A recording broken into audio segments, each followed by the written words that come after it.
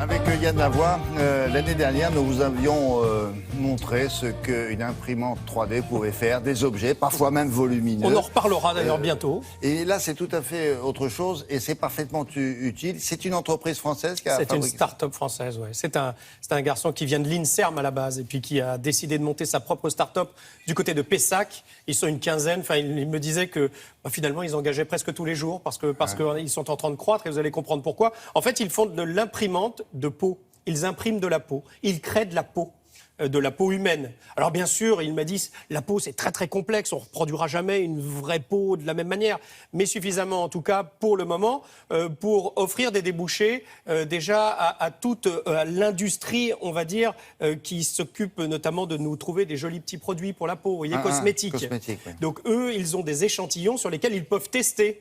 Selon la carnation, ils peuvent tester leurs produits, voir comment ils fonctionnent, voir quelle réaction vont avoir ces petits bouts de peau. Pour ça, il faut créer de la peau. Alors comment font-ils?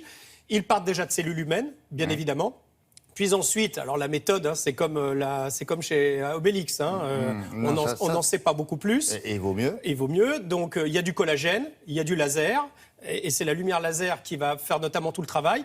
Puis après, on laisse ça un petit peu reposer pendant un bon moment. Et puis, ça nous donne, vous allez le voir dans le reportage, des tout petits morceaux de peau. Quand je dis il vaut mieux, c'est mieux pour protéger. Bien sûr, parce que sinon, il y a des gens qui vont être très intéressés. Ils seront d'autant plus intéressés qu'ils sont les seuls au monde à savoir faire ça aujourd'hui. Et puis, bon, je vois déjà à quoi vous pensez. Demain, avec la peau, on en parle juste après. Déjà, regardez comment ils font.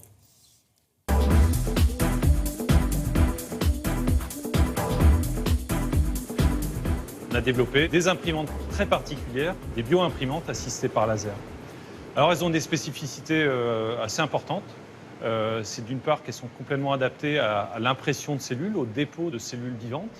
Et c'est la technologie de bio-impression qui offre la plus haute résolution. C'est-à-dire qu'on a la capacité d'imprimer cellule par cellule, et ça en 3D pour reproduire toute la complexité des tissus tels qu'on les observe dans nos tissus. Les ingrédients de la matière première qu'on utilise sont aujourd'hui des cellules qui proviennent de prélèvements qui sont obtenus de centres hospitaliers. Et l'autre composante, c'est un matériau qu'on appelle du collagène que l'on achète. Et les deux ingrédients en fait, sont imprimés successivement pour fabriquer un tissu.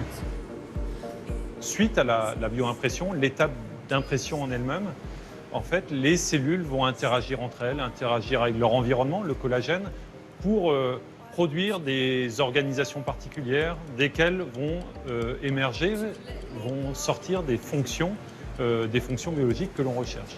Donc en fait, ce qu'il faut retenir, c'est que la phase d'impression en elle-même est vraiment une toute petite part du process de fabrication d'un tissu biologique.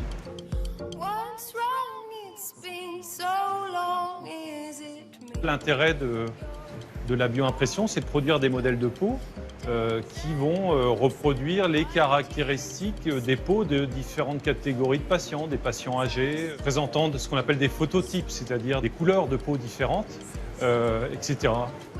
Aujourd'hui, les tailles des objets qu'on produit sont de l'ordre, on va dire, du centimètre carré. Donc ça reste encore assez petit, hein, notamment si on se place dans une perspective de greffe.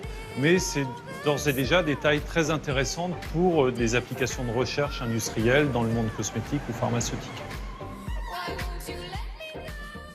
C'est quand même assez impressionnant parce qu'il crée de la matière vivante. Ça fait un peu Frankenstein, là, non? Oui, c'est un peu ça. On part de la matière vivante, puis ensuite avec son processus, son procédé de collagène et aussi après de laser, et puis ensuite, surtout, ça va rester en culture. Il va falloir, je crois, environ un mois pour que les petites cellules se collent les unes aux autres et vous allez obtenir des petits morceaux. Alors, c'est pas un vrai morceau de peau comme le nôtre, mais ça a les propriétés de la peau. Alors, évidemment, tout de suite, le cosmétique, le monde du cosmétique, le monde du pharma, très intéressé pour faire des tests. Mais eux, dans 5 ans, ils aimeraient pouvoir offrir des greffons de peau aux grands brûlés, ça c'est autre chose. Bien entendu. Et dans un deuxième temps, autre stratégie, greffer, puisque c'est une machine, vous êtes d'accord, 3D, qui, vous l'avez vu, qui imprime finalement. Ils aimeraient pouvoir imprimer in situ sur le brûlé de la peau.